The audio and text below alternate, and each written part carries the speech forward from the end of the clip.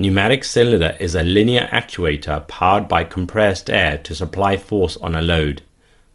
The assembly shown here is the most common type of double-acting pneumatic actuator used in industries. It consists of a piston rod. This rod transfers force of compressed air to the load.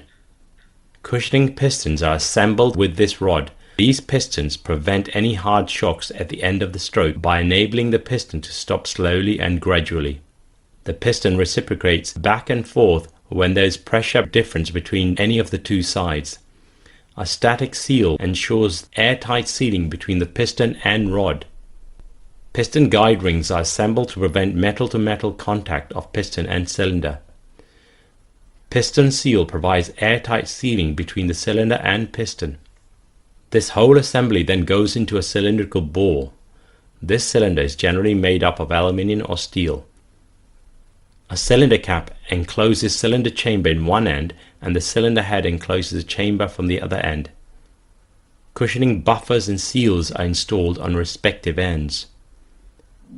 Captive adjustable cushioning screws are installed on each end. These screws enable user to adjust the optimum cushioning at the end of the stroke.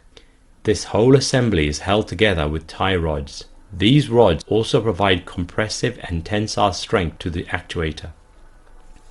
Air ports are screwed to the ends through which compressed gas flows in and out. A pneumatic valve is connected to these air ports using pneumatic hoses. The valve shown here is a 5-port 4-way valve. The ports A and B are connected to the cylinder. Port P is connected to the compressed air supply unit.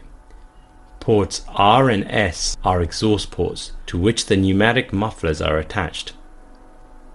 Now let's understand how a pneumatic cylinder works. The compressed air is supplied through inlet port P of the valve. The valve directs air to a particular direction, which we can observe in the animation. In this case, the air is directed to port A. This high pressure gas is then transferred to the cap end of cylinder through the pneumatic hose.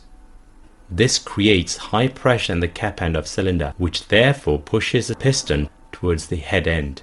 This also pushes gas from the head end. This exhaust gas travels through the other hose and reaches the valve.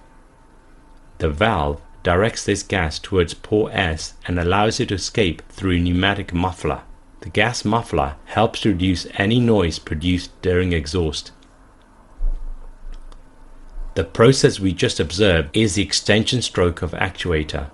During a retraction stroke, the valve directs compressed air to the head end of cylinder. This causes the piston to return and air on the other chamber escapes from the exhaust port R.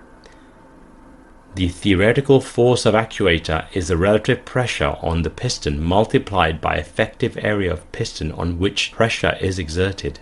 Here, the relative pressure is pressure of supplied air minus the atmospheric pressure. During extension stroke, compressed air can exert pressure on total cross-sectional area of piston. This gives us the expression of theoretical force as relative pressure multiplied by total area of piston. During retraction, the effective area of piston is reduced because the air cannot exert pressure on the area of rod. This gives us the expression of theoretical force as relative pressure multiplied by partial area of piston.